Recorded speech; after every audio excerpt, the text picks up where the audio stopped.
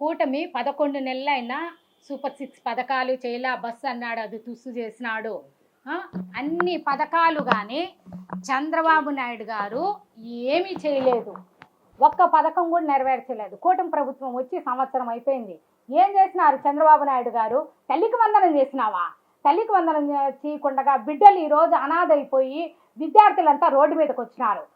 హాస్టల్లో జగనన్న ఉన్నప్పుడు రోజుకొక ఈరోజు చికెన్ బిర్యానీ తింటే ఒకరు సాంబార్ అన్నము, ఒకరోజు పప్పు అన్నము ఇట్లా తినేవాళ్ళు. వారంలో ఒక్కొక్క భోజనం ఒక్కొక్కటి తింటా అన్నారు. ఈ జగన్మోహన్ రెడ్డి గారు ముఖ్యమంత్రిగా ఉన్నప్పుడు హాస్టల్లో బాగా జరుగుతూ అనింది. ఇప్పుడు హాస్టల్లో కనీసం పచ్చడి మెతుకులు కూడా పెట్టడం లేదు. చంద్రబాబు నాయుడు గారు వచ్చిందంతా దోచుకొని చంద్రబాబు నాయుడు గారు, పవన్ కళ్యాణ్ గారు పంచుకుంటా అన్నారు. ఇసుక మాఫియా అనేమి ప్రతిదీ ఏది వచ్చినా వీళ్ళు పంచుకోవడం తప్ప ఏది అక్కడి నుంచి ఏమో కేంద్రం నుంచి ఏమో డబ్బులు తెచ్చుకుంటా అన్నారు. కేంద్రం నుంచి డబ్బులు తెచ్చుకునేది ఇద్దరు పంచుకుంటా అన్నారు. పంచుకునేసి ఏం చేస్తా అన్నారు చంద్రబాబు నాయుడు గారు? 2 ఎకరాల నుంచి 2 ఎకరాల నుంచి కొన్ని కోట్లకు అధిపతి అయినారు చంద్రబాబు నాయుడు గారు. ఉండేది ఒక మనవడికి ఇంత ఆస్తి. ఆ ఆస్తిని కొంచెం పంచి ప్రజలకు మేలు చేయొచ్చు కదా, మీకు పేరన్నా ఉంటుంది కదా. చంద్రబాబు నాయుడు గారు అవతల జగన్మోహన్ రెడ్డి గారి పరిపాలన ఎలా ఉండింది? జగన్మోహన్ రెడ్డి గారు వచ్చినప్పుడు అందరికీ పేద అనుకోకుండా దళితులను అందరినీ బాగా చూసినారు. మీరు దళితులను పక్కన పెట్టినారు. పిఠాపురంలో దళితులను పక్కన వేయండి అని అన్నారు. పిఠాపురంలో నుంచే పవన్ కళ్యాణ్ గారు గెలిచినారు. ఈ రోజు టిఫిన్ సెంటర్ పోతే టిఫిన్ పెట్టలేకపోతా అంటే మీరు దళితులు వెళ్ళిపోండి అంటారు. దళితులు ఓట్లు వేయలేదా? ఎస్సీ ఎస్టీ బీసీ మైనార్టీ ఓట్లు వేయలేదా? మీకు సిగ్గు లేదా? వాళ్ళ దగ్గర ఓట్లు వేయించుకొని ఈ రోజు ఏం చేస్తున్నారని మిమ్మల్ని అడుగుతున్నాము. ఏం చేసినారు? సంవత్సరం నుంచి మీ పరిపాలనలో ఒక్క పథకం చేసినామని చెప్పండి. ఎంత సిగ్గుచేటుగా ఉంది. ప్రజలు అడుగుతా ఉంటే ఏమి చేయలేకపోతా అంటారే. ఈ జగన్మోహన్ రెడ్డి గారు ఉన్నప్పుడు పరిపాలన ఎలా ఉంది? ఊరికే ఓట్లు తప్పై వేసినాము, ఈవీఎంల ద్వారా వచ్చినారమ్మా, మేమైతే జగన్మోహన్ రెడ్డి గారికే వేసినామమ్మా అంటారు. అందరూ ఆ మాట అంటున్నారు. మీరు ఎలా గెలిచినారు ఏమో మాకే అర్థం కావటంలా. ఈవీఎంలు ఎలాగా వచ్చినాయో ఏం చేసినారో కొన్ని రోజుల కన్నా ఈవీఎంల ద్వారా ఎలా వచ్చినారో చంద్రబాబు నాయుడు గారు కానీ పవన్ కళ్యాణ్ కానీ ఈ కూటమి ప్రభుత్వాన్ని అడుగుతున్నాము. మీకు నిదానంగా అయినా తెలిసిపోతుంది ఈవీఎంల ద్వారా ఎలా గెలిచినారు అనేది తెలిసిపోతుంది. ఏమి చంద్రబాబు నాయుడు గారు ఒక్క పరిపాలన ఒక్క తల్లికి వందనమన్నా చేసా బిడ్డలు. మహిళా శక్తి పథకం కింద ప్రతి మహిళకి నెల 1500 ఇస్తానంటే చెప్పాడు చంద్రబాబు నాయుడు.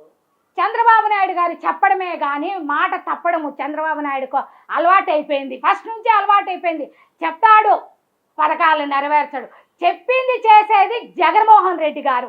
ఏదైనా చెప్పినాడంటే నవరత్నాలు అన్నారు కానీ జగన్మోహన్ రెడ్డి గారు నవరత్నాలు అన్నప్పుడు 96 పథకాలు చేసిన వ్యక్తి జగన్మోహన్ రెడ్డి గారి పరిపాలన ఎలా ఉండిందో ఈ రాష్ట్ర ప్రజలందరికీ తెలుసు. 11 సీట్లు అంటారు చంద్రబాబు నాయుడు గారు. గెలిచింది జగన్మోహన్ రెడ్డి గారే. ఈ రోజుకు ఆ రోజుకు బల్ల గుద్దినట్టు చెప్తాము. ఏ ఎమ్మెల్యే కానీ మీ ప్రభుత్వంలో కూటమి ప్రభుత్వంలో దోచుకుంటా ఉన్నారు. ఇసుక మాఫియాలో రోజుకు 10 లక్షల రూపాయలు పంచుకుంటా ఉన్నారంటే మీ కూటమి ప్రభుత్వంని ఎంత సిగ్గుచేటుగా ఉందో మాకే అర్థం కాల. అంత మాట నిలబెట్టుకునే వ్యక్తి అయితే జగన్మోహన్ రెడ్డి, మరి ఎందుకు ఆయన ఓడిపోయాడు? జగన్మోహన్ రెడ్డి గారు ఓడిపోలేదు. జగన్మోహన్ రెడ్డి గారే గెలిచింది. ఈవీఎంలే అని చెప్తా ఉన్నాం కదా, ప్రతిసారి బల్ల గుద్దినట్టు 100కు 100 ఈవీఎంల ద్వారా మీరు గెలిచినారే కానీ మా జగన్మోహన్ రెడ్డి గారే ముఖ్యమంత్రి. ఎప్పటికీ ముఖ్యమంత్రి మా జగన్మోహన్ రెడ్డి గారు. ఎందుకంటే పేద ప్రజలకు అవ్వాతాత పెన్షన్లు ఇచ్చినాడు. అవ్వాతాత మీ పెన్షన్లు ఇప్పుడు ఏం చేసినారు? కట్ చేసినారు. సగం వరకు కట్ అయిపోయినాయి. ఏమి చేసినారు? రేషన్ కార్డులు తీసేసినారు. రేషన్కి పోతే ఈరోజు కూటమి ప్రభుత్వంలో ఉంటే రేషన్కి పోతే 3 రోజులు ఇస్తూ ఉంటారు. 3 రోజుల్లో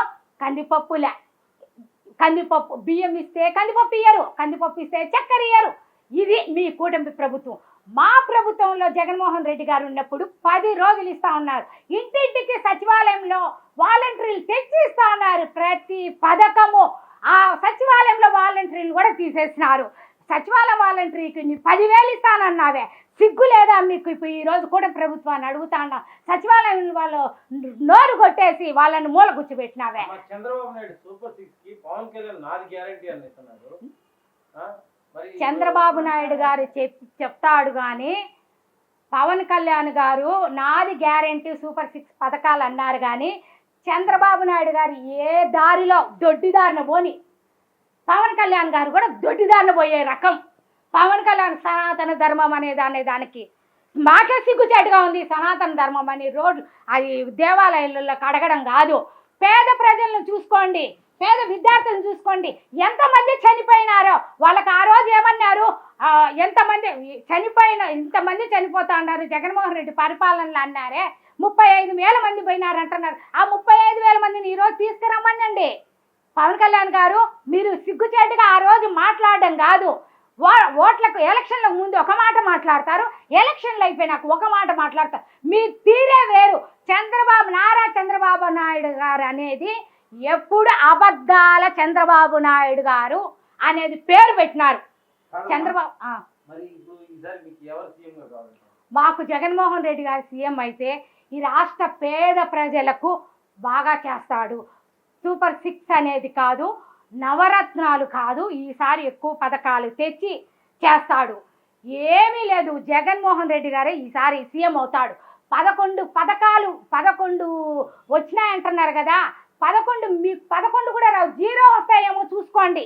ఈసారి చంద్రబాబు నాయుడు గారు ప్రతి వాళ్ళ నోర్లు కొట్టినారు. పేదవాళ్ళు నోర్లన్నీ కొట్టిన ప్రభుత్వం మీది. మీరు ఇంకా ఏం చెప్తున్నారు? బయట చూస్తే చంద్రబాబు నాయుడు గారు ఈ కూటమి ప్రభుత్వం నాశనం అయిపోవాలంటున్నారు కదా.